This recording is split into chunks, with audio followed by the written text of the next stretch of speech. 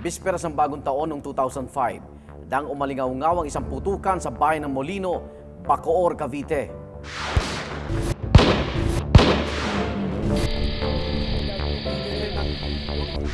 Pero ito ay hindi galing sa mga paputok na inihanda para sa pagsalubong sa bagong taon, kundi sa isang ambush. Ang target, si Judge Henrik Hingoyon. Sa isang iglap, napalitan ng pagluluksa ang sanay masayang pagsalubong nila sa bagong taon. At hanggang ngayon, hindi pa rin nila alam kung sino ang kumite sa buhay ni Judge Hingoyon.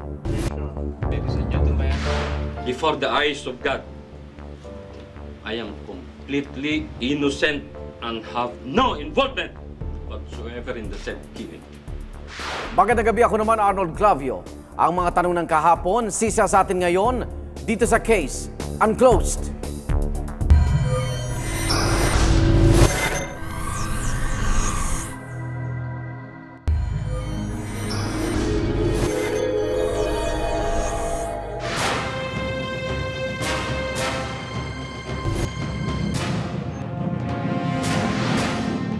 Isang madugong pagtatapos ng taong 2005 ang naganap sa Soldier Hill Subdivision sa Barangay Molino, Bacoor, Cavite. Ito ay nang barilin si Judge Henrik Hingoyon, ilang metro lang ang layo mula sa kanilang bahay. Parang ngayon naisip ko, hindi nila kilala kung sino yung ginawa nila ng gano'n. Hindi nila alam kung gaano ka-importanting tao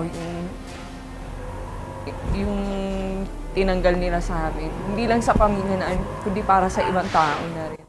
Si Judge Hingoyon, 54 na taong gulang, ay 8 taon nang nagseserbisyo bilang West sa Pasay RTC Branch 117. Hindi lang kami nawalan ng tatay dito, kundi nawalan kami ng kaibigan. Parang napilay kami nung nawala si Judge Hingoyon. Kasi dito naramdaman namin kung na kahit na istrikto siya pagdating sa court proceedings, pero pagdating dito sa opisina bilang aming superior, nami-miss namin yung kahit nagkakamali na kami, hindi siya nagagalit. Nagsimula siya bilang human rights lawyer hanggang sa naging state prosecutor. Matangin pong malaking utang na loob po ito.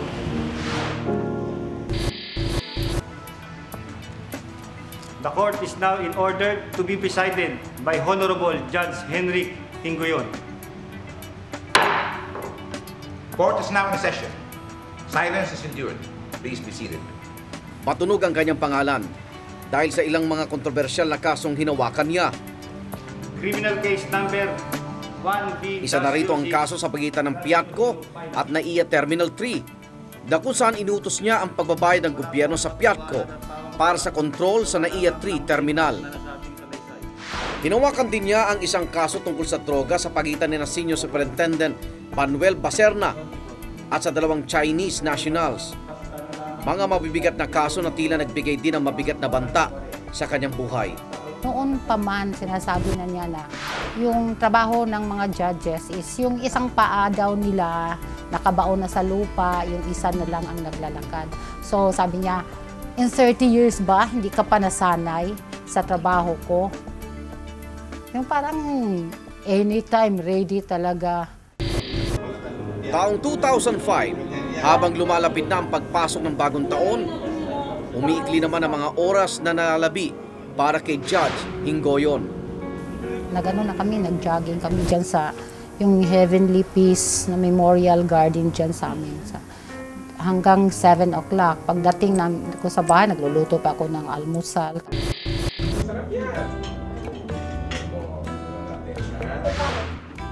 Maya-maya pa'y nagpaalam siyang magpapahinga dahil nagbabalak siyang magpunta sa gym. Ma, kung matutulog mo na, kasi mag-wait pa ako. Kaya nagpapakawal kita ako. Bigla na. Walang kamatis na aga-aga. Dali tayo mo ako dyan. 11 o'clock, pumunta siya sa gym kasi mag-gym nga siya. Tapos mga 12:30, sabi ko, ba't ang tagal ng daddy niyo? Sabi, 1 hour lang. Ganyan. Wala rin. Kasi nagluluto na nga ako in preparation sa New Year. Tapos maya-maya ng konti, mayroon ng sumigaw na Ate Bet, si Judge natumba, duguan. Bet! Bet! Si Judge tumumba, duguan! Bet! Bet! Si Judge tumumba, duguan! Bet! Daddy! Daddy! Ayon sa punang investigasyon ng Special Investigation Task Force Ingoyon na binubuo ng Bacoor City Police at National Bureau of Investigation, galing sa isang fitness gym si Judge Ingoyon nang biglang umalingaw-ngaw ang isang tutukan. Nung pag-uwi ni Judge Ingoyon, noong tanghaling tapat na yun, ilang metro lamang ang layo sa kanyang pinanggalingang gymnasium ay pinagbabaril si Judge Ingoyon, nag-isanhi ng kanyang pagbagsak at pagtatamo ng maraming pinsala, bunga ng pagbaril sa kanyang ulo at katawan.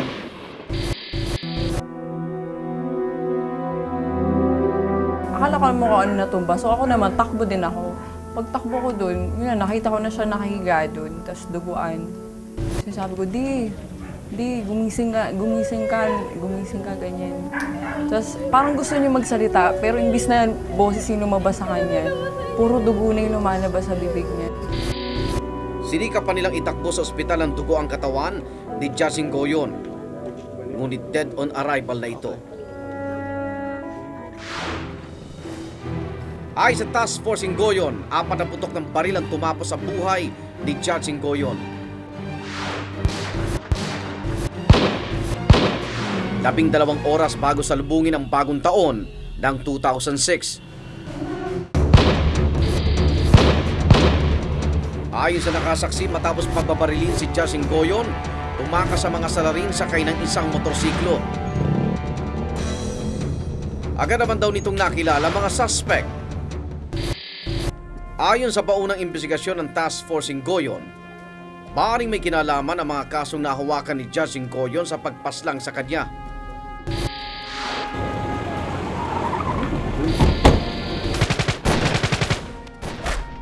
Dalaman sa investigasyon, March 12, 2002, nagkaroon na pala ng pagtatangka sa kanyang buhay.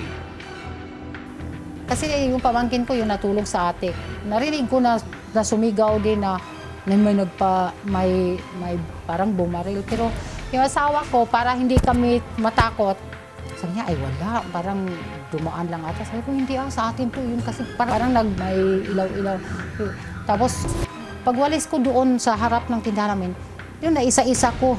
Sabi ko, mga ano ng baril, yung mga basyo ng baril. Tapos hanggang sa sinabi ko, alam mo, binaril pala tayo.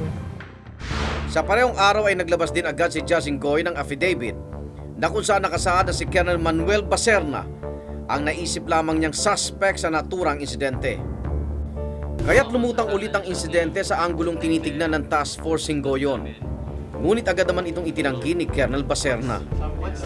My previous dispute with Judge Ingoyon was purely legal in nature and entirely related to the performance of my duties as a police officer. Before the eyes of God, I am completely innocent and have no involvement whatsoever in the said killing. I would also take this opportunity to condole the bereaved family of Judge Ingoyon. And just like them, I pray that justice be served as soon as possible. Kaya naman sa paggulong na investigasyon, agad na natunto ng Task Force Ingoyon si Rodolfo Cuer noong January 2, 2006. Siya ay positibong kinilala ng ating mga testigo na siya mismo ang pumatay, ang bumaril kay Judge Ingoyon. So from that period, siya ay kinonsider na nating suspect at siya ay pinlace under arrest. Hoy, good morning sir. Ito po, kung may paglilingkod ko sa inyo. Magkano ba membership dito? Okay, mga pasilyo niya rito, no? Okay, yan. Ayon sa salaysay ni Camilo Puse, may-ari ng gusali, May isang kahina-hinalang lalaki ang pumunta sa fitness gym bago mabaril si Judge Ingoyon. Itong isa sa mga suspect, si Rodolfo Cuer, ayon sa mga testigo, ay umakyat upang positibong tignan o kilalanin kung nandoon nga si Judge Ingoyon. Sa mga inihaing cartographic sketch, kinilala ni Puse ang nasabing lalaki na si Rodolfo Cuer.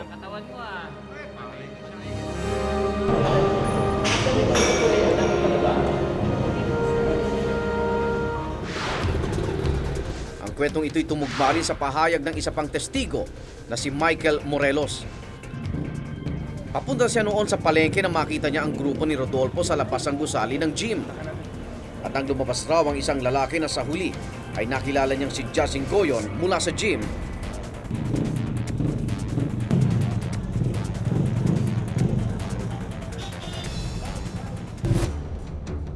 Di umano'y sinundan daw ito ni Cuer at pinagpaparil.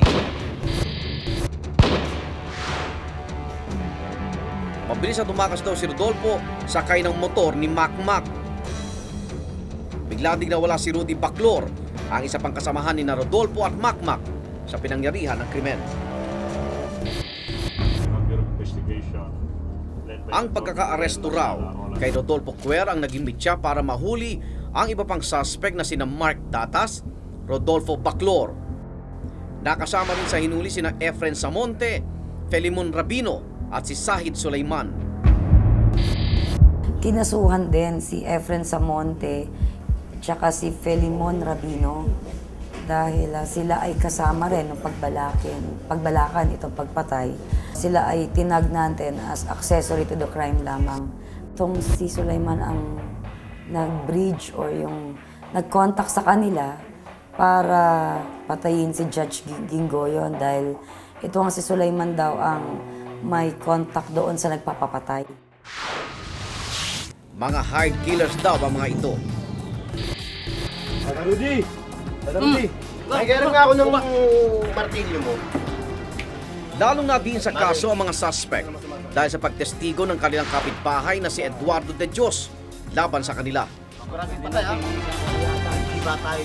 Narinig raw niya ang ginawang pagpaplano ng mga salarin sa bahay ni Rodolfo Baclor bago mangyari ang krimen. At ikaw naman pare, ikaw ang titimbong. Kaya kailangan sigurado ka sa gagawin mo. Ayoko ng bulilyaso. Grabe yan. Kilala niyo naman. Pare, paabot nga ng martilyo. Balik mo ha. Oo, sige.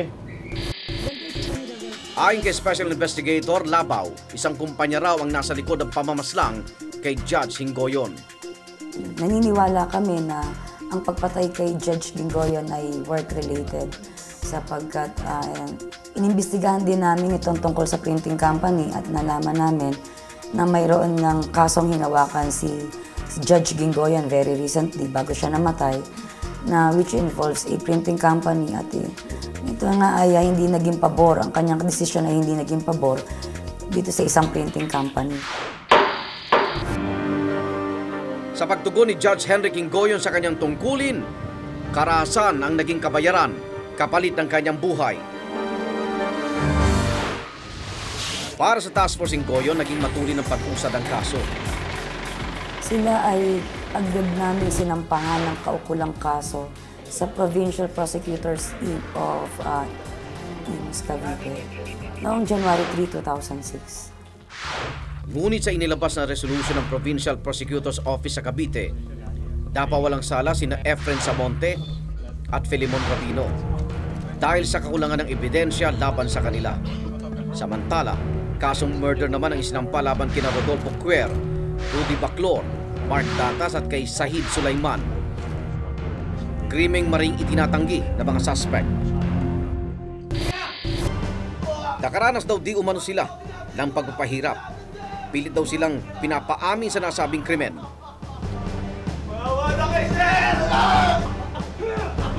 Kami ay may sapat na ebidensya, makatotohanan ng mga testigo at ang buong SITG Ingoyon ay walang magiging personal na motibo para gawan sila ng mga hindi nararapat.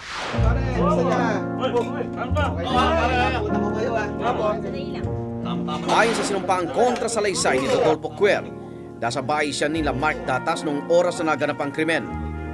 Nadatnan niya raw na kumakain pa sila ng pananghalian. Hindi ko maiisip kung paano nangyari na nasangkot kami sa ganyang kaso. Hindi ka titig na idea, wala kami kung paano kami magkaroon ng partisipasyon doon. Kasi wala kaming kinalaman doon. Laking gulat din daw ni Aling Violeta Samonte, ina ni Mark Datas, nang biglang hinuli rin ang kanyang anak. Hindi talaga ako makapaniwala. Parang sinukluban ako ng langit at lupa nung panahon na yun at parang gusto ko nang mamatay. Dahil hindi rin, parang biglaan ang pangyayari. Sinasabi nila na ako daw ang nag-drive ng motor na ginagamit sa pagpatay. Pero hindi naman yung totoo eh. Nanindigan siyang nasa bahay lang siya ng mga oras na nangyari ang krimen. At tila napilayan naman ang pamilya Baclor nang hulihin rin ang kanilang ama na si Rudy Baclor, 50 taong gulang. Siya raw ang itinurong lookout ng mga testigo nung araw na pinatay si Judge Singgoyon.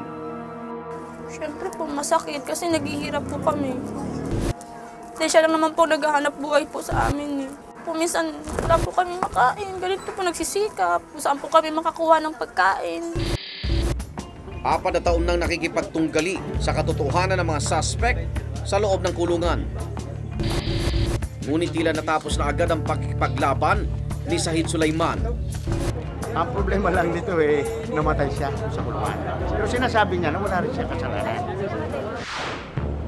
Sa sala ni Judge Eduardo Tangwangco ng Baco Regional Trial Court Branch 89 na isampa ang kaso. Sa kasalukuyan, nasa pagpipresenta pa lang ng ebidensya ang prosekusyon. Dito sa kasong ito nagkaroon ng problema dahil yung unang mga NBI agents na arresting officers medyo nagbago-bago yung kanilang mga assignment kaya mahirap silang i-locate. Pero nung na-locate naman sila, tinapos nila yung kanilang mga salaysay. Dito may mga witnesses kaya lang parang alangan silang magsabi kung ano yung nakita nila. Kaya yun pang isang dahilan kung bakit natatagalan yung kaso.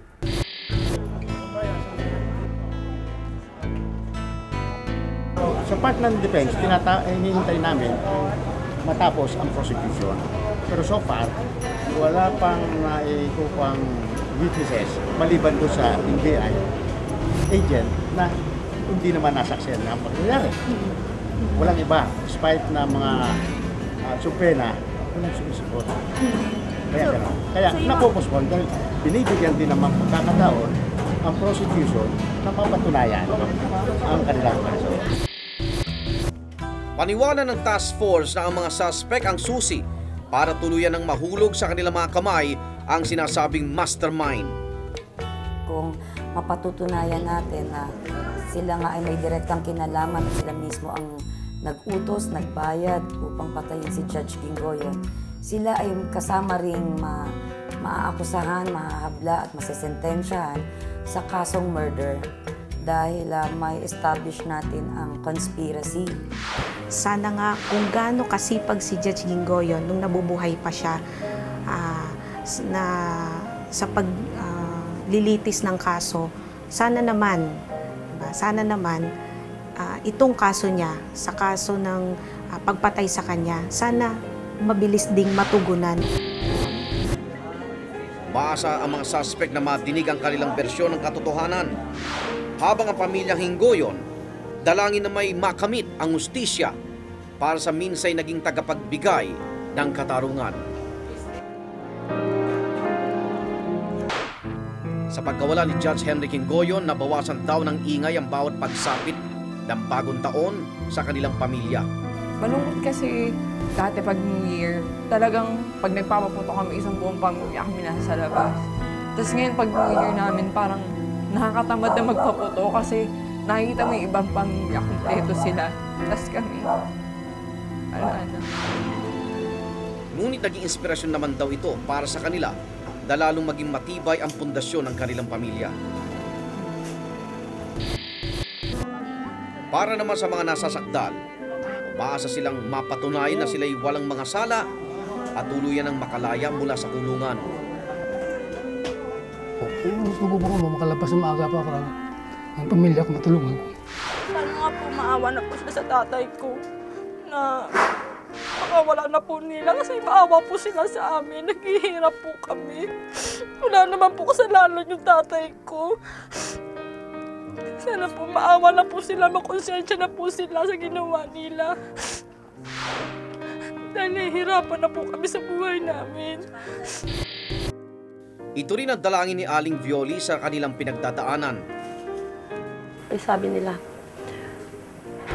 kung ano man daw ang mga pangyayari ngayon sa buhay namin, ano mang pagsubok. May mga plano ang Panginoon sa aming buhay. At umaasa pa rin ako na may hustisya noon. Sa mga darating na panahon, naway makamtan na ang hustisya. Maragot ang nararapat at umiral ang katotohanan. Hanggang sa susunod na Huwebes, ako naman Arnold Clavio.